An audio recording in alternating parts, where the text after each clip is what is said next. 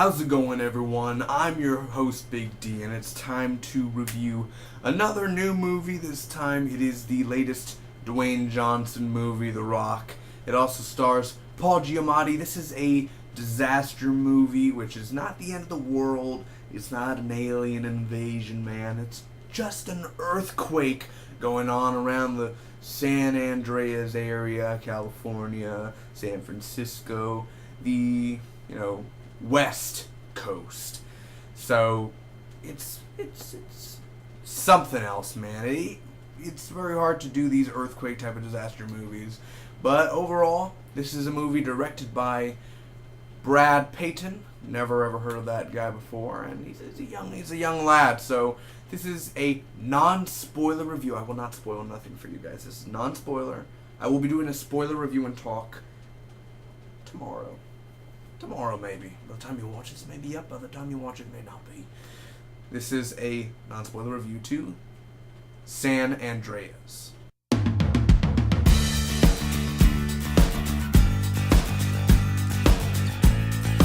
Real quick, here's the synopsis without spoiling anything. Let me just tell you the basics of the movie, of the story, and then give you my pros and cons and final score and tell you whether or not you should check out this movie in IMAX 3D or just regular, or if you check it out at all, or just skip this movie. We'll see as far as it goes, guys. So real quick, when the San Andreas Fault triggers a magnitude 9 earthquake, a search and rescue helicopter pilot, Dwayne Johnson, must navigate the destruction from Los Angeles to San Francisco to save his daughter. Let's get right to it, guys. Holy crap. First off, going into this movie, I had some mixed feelings because I didn't know whether or not this was going to be good. I've heard some negative reviews. I've heard some positive reviews. I heard it's a wacky story and it's just good effects and good action. And I was a little bit worried. I was like, okay, the Hercules with Dwayne Johnson, I enjoyed the movie. It was okay. It wasn't good. It wasn't great. But it had some, people didn't see Hercules. Like, it was not a flop. It wasn't a high success either. So I was thinking to myself, what's going to go on? Is this going to fail? Is this going to flop? It looks like another disaster movie. But the thing is, it's not just a disaster movie. It has heart to it. And it has some very good science backgrounds, I guess I should say. But I'm going to get with my cons first real quick. So overall, I went in thinking, okay, this is going to be okay. I hope it's going to be good. My theater's packed for a Sunday. We'll see where this goes. I saw it in 3D. I didn't see it in IMAX. I just saw it in 3D. So let's see where this goes. Now, my first cons, guys, is, and there's going to be maybe a tiny spoiler. Just a tiny one, but it won't just give away everything. It's not, maybe. I don't even know myself. So the organization of the characters. That's one thing that this movie did not do right. Now, we have Paul Giamatti in here. We have Dwayne Johnson. We have his daughter. Excuse me if I can get the name out here. I cannot actually get the name out here. Oh, Alexandra Daddario. That is the daughter who plays Blake. We have Carla Gugino, and I mean that's basically our cast. Dwayne Johnson and those are the main people in there. And here we go. The organization of the characters. We have the guy who plays Mr. Fantastic in the original Fantastic Four from like 8 years ago, and then the Silver Surfer. Reed Richards, that actor.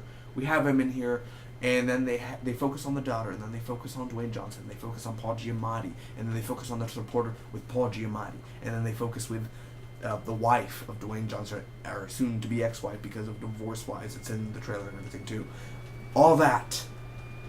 So the organization of it is what I'm saying is basically it kind of shows like the character of the guy who plays Mr. Fantastic, and he came out in the TV show Forever on ABC. Him, that main guy, or him Forever.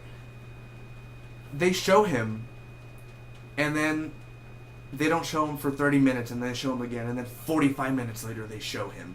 I'm saying they need to organize the time a little bit better. Like, okay, show him, show this, show that, show that, show her, show him, but not just be like, okay, different character, and here, and he, like, organize it right, organize your characters and pace it perfectly. The pacing wasn't that great. I mean, there are, like, you come out of a massive earthquake or a massive tsunami, huge something, and then it just goes down to family. Oh yes, let's have a slow moment and talk about family.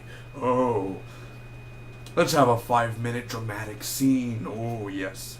No, just get right to the action. We came to see the action, and then it slows down. It gets a little bit boring. I'm gonna be honest. I love me some drama, but it just doesn't fit well in this movie where you just want to see the earthquake and everything, and then it forces you to see this family moment. And it's like, not all family moments are bad. There's some good ones, but it's intense. The whole Rock and Paul Giamatti were not on the screen together.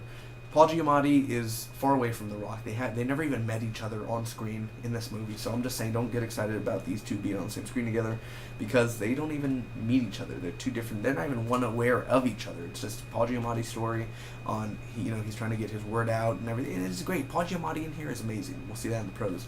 But again, I kind of wish they were on screen together at the same time, talking person to person. That would have been really cool. So I was kind of disappointed with that. And they never see the teammates again. The Rock has his teammates in here. Colton Haynes from Arrow, who plays Roy Harper. He came here at, spoiler alert, for Arrow. He left Arrow. He'll be back in Arrow, but he left to do movies like San Andreas. And he's only in there for less than 3 minutes on screen. I'm not spoiling anything for what in this movie, but I'm saying you never see his team again, really. It's like, oh, my team. Oh, yes, brother. Never see you again. Whatever. We don't even worry about you because you didn't even build up your character right. So those are what really pissed me off. I was like, where's his teammates? Where's his other guys who help rescue people? They don't even show them at all again. Also, there are some cheesy dialogue lines that are kind of annoying, and there are some moments like where Alexandra Daddario, she's not a good actress. She's not even an okay actress. I do like her in this movie, but it's just the writing. Like, some of the writing's really good, and some of the writing's just no. It's there's a moment, just Paul Giamatti has some really cheesy lines, and he performs it well, very well, but it's just one of those moments of dialogue, man. Also, there are, again, some boring family moments, and there's some slowdowns, again, after some high moments. Now, the pros of this movie, guys. Paul Giamatti, for one thing. I saw this movie for Paul Giamatti. He's fantastic. He's an underrated actor, man. No one talks about, hey, man, Paul Giamatti in that movie. Oh, really good. Yes, it was really cool. No, I actually talk about him for once in a while. Dwayne Johnson, The Rock, man, he did a fantastic job. Now, he's done better roles. I've liked him in other roles. This isn't his, this is his greatest performance of his career. No, it's not. He was great in Pain and Gain. I hate Pain and Gain. He was great in that movie, though. But you buy it. He's a family man. He's a dad. He's going through some struggles. He's good in his job. He's just not good in his personal life at the moment. But you believe in him. He's a likable character. Paul Giamatti's even a likable character. Bro, you'll get that if you see the movie. The action in this, let me tell you, the earthquakes, tsunamis, and every other disaster that you're going to see in this movie, the action is phenomenal. It's heart-racing. My heart was racing. The first action scene you see in this movie is literally 2 minutes into the movie. You're going to love it if you see this movie of the action. If you're going to see this for action, you got to see it for action because it's crazy. It's unbeatable for a disaster movie so far of the past 5 years. That's my term. It's even better than Pompeii, the action. The music overall, the music is what makes the action. Without the orchestra in the background and you just don't get that same effect. You have to have that effect in there. And the music is what makes it so good. It's very large scale. This is made for the cinema screens. If you watch this on a Blu-ray or DVD, it's not going to have the same effect as it has on a 3D or IMAX screen. It's just not going to have that same powerful effect, and the stereo and the loud and surround you. You feel like you're actually there. Sometimes if you're easy to get into that imagination, maybe you're not easy to get into that imagination. It may work, it may not. That's how it goes. The effects in this movie, the tsunami and everything, just the effects overall, 50-50, man. Some of the effects you could tell were just super fake. Like, they went low budget on that moment. And then some effects where you could see, it's not bad. There's some really good effects. But walking out of this movie, and it had really great effects in this movie, but when I walked out, I didn't think, this is the greatest effects in the world. I didn't think about the effects. I thought about the action overall. I just thought about the scenarios they were in. Scenarios. I didn't really think about action. I mean the effects, but yeah, there were some effects where you could tell they're green screen and they're on a boat, blah blah blah. You could just tell those moments, but still, you can't really destroy a California city because it's a movie. I mean, it's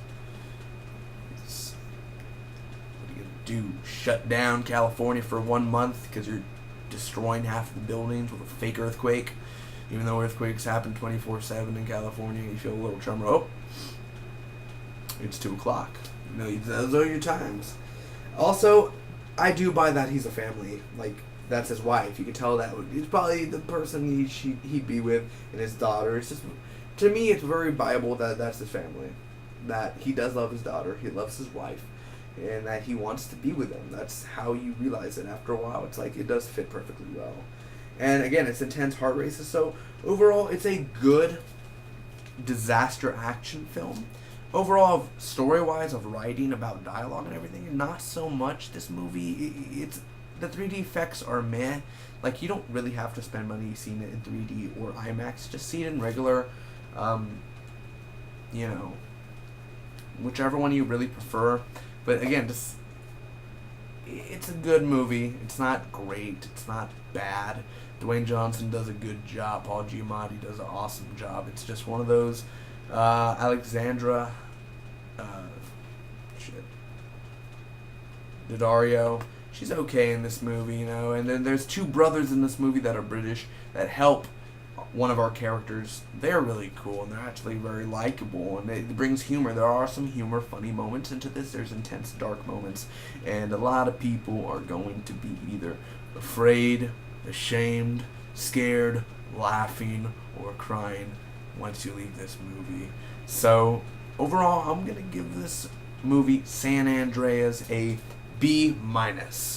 It's just a good movie. It's not great, not bad again, but still, is this movie worth watching? Well, it depends. If you're a Dwayne Johnson fan, then go ahead and check out this movie. If you're a disaster fan, it's nothing like 2012. It's way different. So if you're into disaster films and you want to take your girlfriend out or something for a movie of disaster and popcorn time, then yes, this is a movie for you. But do you have to rush down to the theater right now and go see it? No, you don't. It's really, you could wait. Again, if you want to see it on the big screen, I guess it's a better experience. It's just up to you whether or not you want to go see it. Honestly, I don't see myself seeing this movie again for a while. It's just, I don't know. I just can't see it again.